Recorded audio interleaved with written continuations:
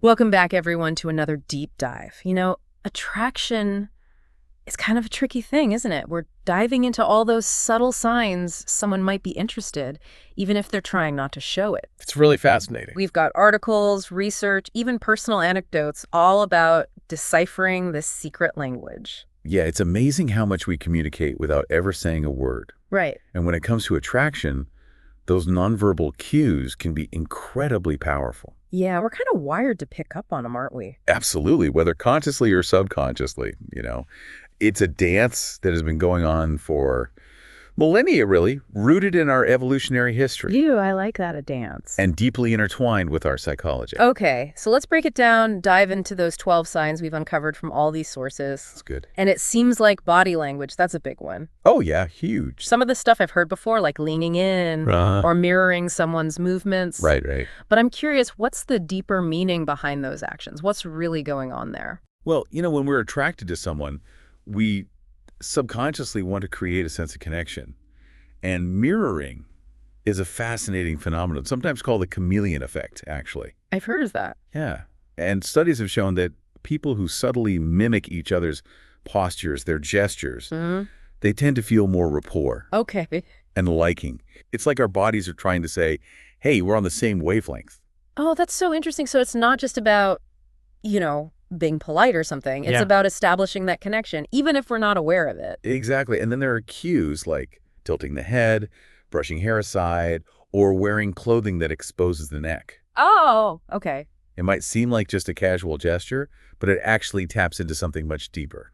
All right, I'm intrigued. What's so special about the neck? I've never thought about that. Well, the neck is a vulnerable area, evolutionarily speaking. Right. Exposing it is a subconscious way of signaling trust and inviting closeness.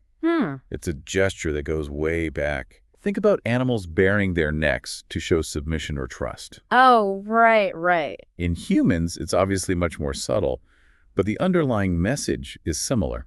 Okay. It's a delicate balance between vulnerability and attraction. Wow, I never thought of it that way. It's fascinating. So next time I see someone playing with their necklace or, brushing their hair back, I'll have to think twice. Yeah. It might be more than just a nervous habit. Exactly.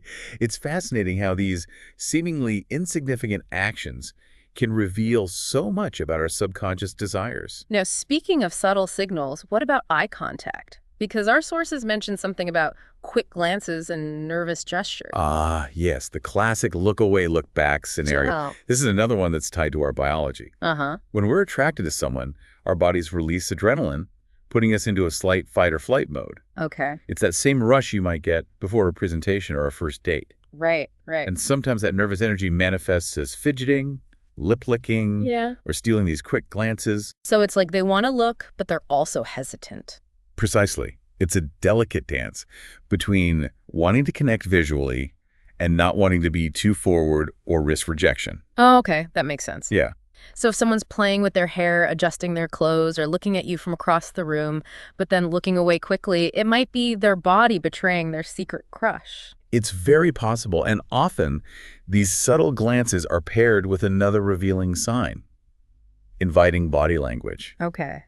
This is where things get really interesting because it involves a shift in their entire posture and presence. Let's unpack this because I think this is something a lot of people can relate to. Yeah. What does inviting body language actually look like? Imagine you're talking to someone and they lean in slightly, uncross their arms, maybe even point their feet toward you. Uh-huh. These are all subconscious ways of showing that they're engaged in the interaction and feel comfortable in your presence. So it's like they're opening themselves up, both figuratively and literally. Exactly. It's a way of saying, I'm comfortable with you being in my space. And it can signal a desire for closer connection.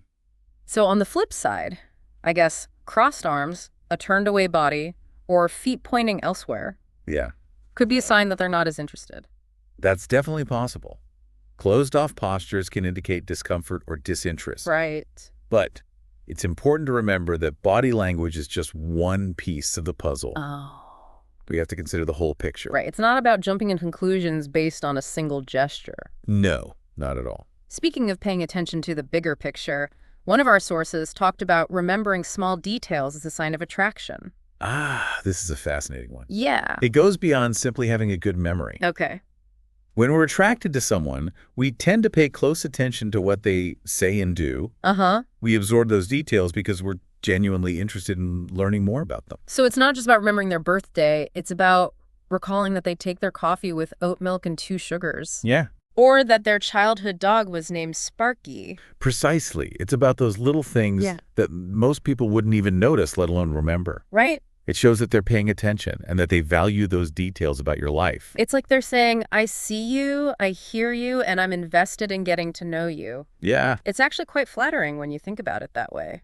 Absolutely. And that investment often extends to their actions as well. Oh, okay. They might consistently choose to sit near you, even when other options are available. It's like they're creating opportunities for interaction without being too obvious about it. Exactly. Maybe they grab a seat next to you at a meeting or always seem to end up in your vicinity at social gatherings. Right. These aren't just coincidences. No. They're subtle ways of showing that they enjoy your company and want to be closer to you. Okay, so we've got body language covered. But what about verbal cues?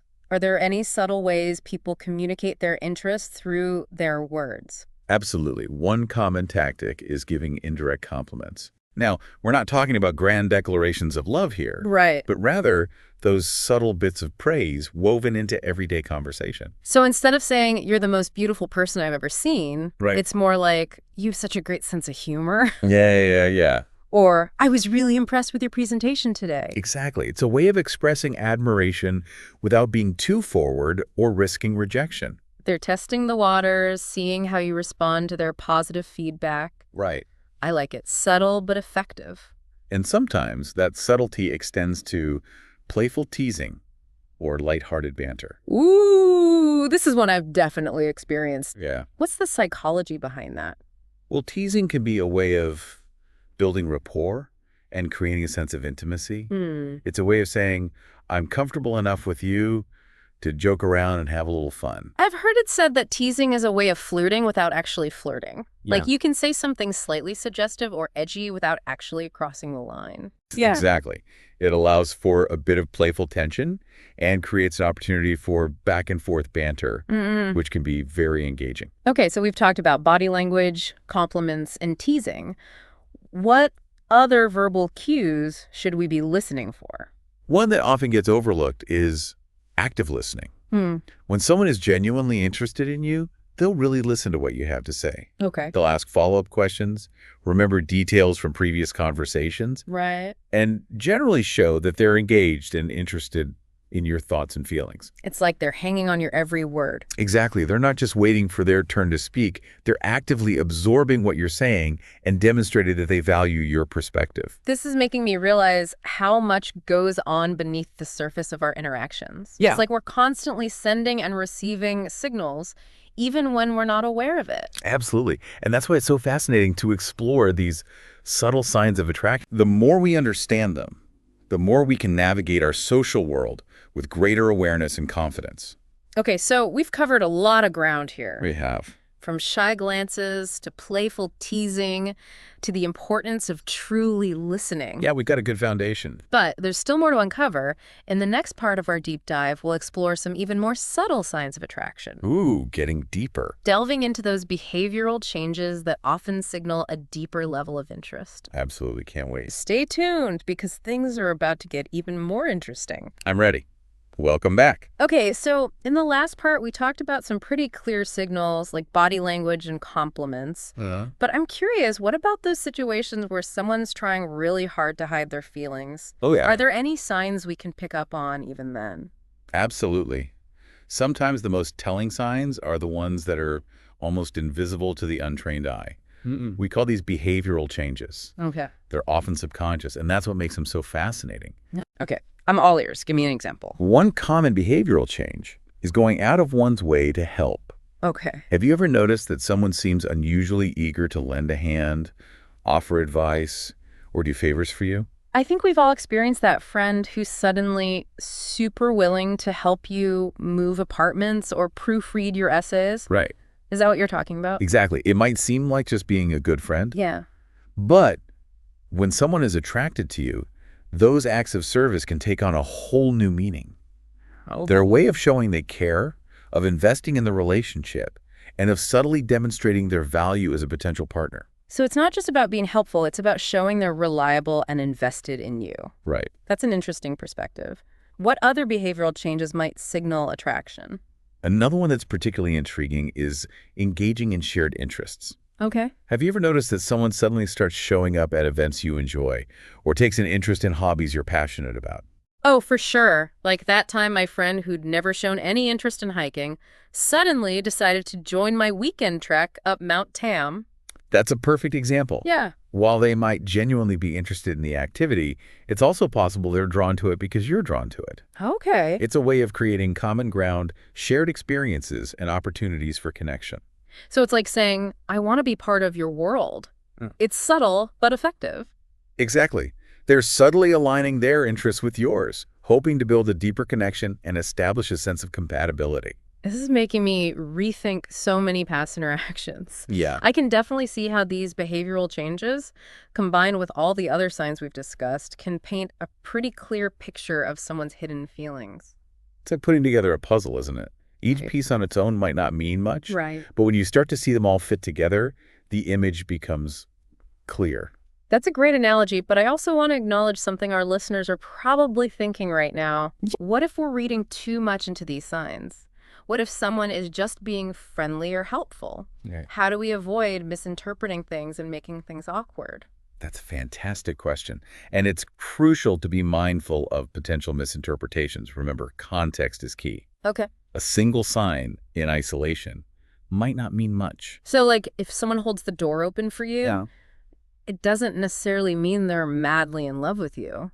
Exactly. It's about looking for patterns, for clusters of these signs that consistently point in the same direction. And it's also crucial to consider cultural differences. Right. What might be considered flirtatious in one culture could be seen as simply polite or friendly in another.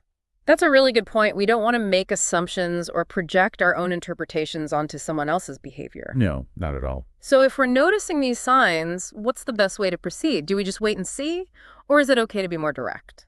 Well, there's no one-size-fits-all answer, but I think the key is to be observant, be respectful, and trust your intuition. If you're genuinely interested in someone and you're picking up on a consistent pattern of these signs, it might be worth subtly reciprocating their interest. I like that approach. Subtle and respectful. How do you suggest we go about that? If they lean in too. Okay. If they mirror your movements, subtly mirror theirs. If they compliment you, offer a genuine compliment in return. Got it. It's about creating a sense of synchronicity and signaling that you're open to connection. So it's like a subtle dance, a way of saying, I see you, I'm interested too, let's see where this goes. Exactly. And if things progress naturally, you can gradually become more direct in your communication. Okay. But even before you get to that point, understanding these subtle signs can give you valuable insights and help you navigate those early stages of attraction with more confidence and awareness. Okay, so we've covered a lot of ground on the signs, but we haven't talked about the why behind all of this. Right. Why do we even bother with these subtle signals? Why not just be upfront about our feelings? That's a great question, and it gets to the heart of human psychology and our evolutionary history. Okay. For one thing, vulnerability is scary. Yeah. Putting your feelings out there, especially in the early stages of attraction, can be risky. Right. There's always the possibility of rejection. So these subtle signals are a way of testing the waters without diving headfirst into the deep end. Precisely. They allow us to gauge someone's interest without putting all our cards on the table. Okay. It's a way of protecting ourselves from potential hurt while still opening up the possibility of connection. I've also heard that these subtle signals can actually increase attraction. Is there any truth to that? There's definitely something to be said for a little mystery and intrigue. Okay. When we have to work a little harder to figure someone out, it can make them seem more desirable. It's like a challenge, a puzzle we want to solve. Exactly. And that challenge can spark our curiosity, keep us engaged, and even heighten the excitement of the interaction. Think about it. A straight-up confession of love might be flattering, but it doesn't necessarily create that same spark of intrigue. That's a really good point. A little mystery can go a long way. So in a sense, these subtle signals are actually playing a vital role in the dance of attraction. Right. They're not just random quirks of behavior. They're serving a deeper purpose. Absolutely. They allow us to test the waters, protect ourselves from vulnerability, and even enhance the excitement of the interaction. Well, you've given us a lot to think about. Yeah. In the final part of our deep dive, I'd love to explore some real-life examples from the source material Okay. and tie all these insights together. Sounds good to me. Let's get into those specific scenarios and see how these subtle signs can manifest in the real world. We're back for the final part of this deep dive, and I feel like we've uncovered so much already about those subtle signs of attraction. Yeah, it's been a pretty fascinating journey so far, hasn't it? It really has. And, I think as we kind of wrap things up, it's helpful to ground these concepts with some real-world examples. I agree. Let's bring those 12 signs to life. Yeah. What are some specific scenarios that we came across in our research that really illustrate these principles? One anecdote that really stood out to me was about a woman who noticed that a man she'd been seeing always remembered the smallest details about their conversations. Oh, yeah. Like he would recall her favorite author or a funny story she told him weeks ago, Uh-huh. even the name of her childhood pet. That's that remembering small detail sign, right? I remember that one. Exactly. And in the source, the woman mentioned that it was these small acts of remembering Yeah. that made her realize he was truly invested in getting to know her. It's really the thought that counts. It wasn't about grand gestures. It was about those little things that showed he was paying attention and that he valued their connection. Yeah, it's like he was saying, I see you and I cherish the things that make you unique. Absolutely. It's about those tiny details that weave the tapestry of a person's life. Right. And when someone takes the time to remember and appreciate those things, it speaks volumes about their level of interest and care. Okay. What other examples kind of jumped out at you? Well, there was another story about a couple who met at a salsa class. Oh, fun. And the woman mentioned that she wasn't initially attracted to the man, but he persisted in asking her to dance, always with a playful smile and a lighthearted comment. That sounds like the teasing and persistence signs? Exactly. She said that his persistence, combined with his good humor and genuine attempts to make her laugh, eventually won her over. Yeah. It wasn't about being aggressive or overbearing. It was about showing his interest in a playful and engaging way. Right. And that goes back to something you were saying before about how those subtle signs can actually increase attraction. Precisely. A little bit of playful pursuit can spark curiosity and make the interaction more dynamic. Yeah, like a dance of back and forth. Exactly. And I think this example also highlights the importance of reading the situation carefully. Yeah. If someone is clearly not interested, then persistence can cross the line into harassment. But when both parties are open to the interaction, a bit of playful pursuit can be a powerful tool for building connection. So it's all about finding that balance, right? Being assertive but respectful, showing your interest, but being mindful of the other person's boundaries. Well said. It's a delicate dance, but when done well, it can lead to some truly magical connections. What other real-life examples come to mind? Another one that's particularly relevant to our discussion is about a woman who noticed that a male colleague of hers started going out of his way to help her with work projects. Like he'd offer to stay late, share his expertise, even take on some of her tasks to lighten her workload. Okay, so that's the whole going out of one's way to help sign. Precisely. And in this case, the woman initially assumed he was just being a good colleague. But as the pattern continued, she started to wonder if there might be something more to his actions. I see. It wasn't just about being helpful. It was about going above and beyond. All right, showing a level of dedication that went beyond the call of duty. And what happened? Well, eventually, he admitted that he had feelings for her. Oh. And those acts of service were his way of subtly expressing his interest and showing his value as a potential partner. That's interesting. It shows how these seemingly innocent actions can actually be pretty powerful expressions of attraction. And it highlights the importance of being receptive to these signs. Yeah. Sometimes we can be so focused on our own lives and perceptions that we miss the subtle cues that are being sent our way. That's so true. I feel like this deep dive has really opened my eyes to the importance of just paying attention, of being more mindful of those subtle signals that are all around us. I agree. And, I think it's also important to emphasize that these signs aren't just about romantic attraction. Oh, yeah. They can also apply to friendships, family relationships, even professional interactions. That's a great point. Understanding these principles can really help us navigate all sorts of relationships with greater awareness and sensitivity. Absolutely. It's about tuning into that subtle language of connection that exists between human beings, regardless of the nature of the relationship. Well, this has been an incredibly insightful deep dive. It has. We've explored the 12 signs, analyzed the psychology behind them, and even delved into real-life examples, and I feel like I have a whole new understanding of how attraction works and how much is communicated beneath the surface. Me too. And I hope our listeners feel empowered to observe, interpret, and maybe even utilize some of these subtle signs in their own interactions. Yeah, just remember to be respectful, be observant, and most importantly, trust your intuition. Couldn't have said it better myself. Thanks for joining us on this fascinating journey into the secret language of attraction. We hope you've enjoyed the deep dive. Until next time.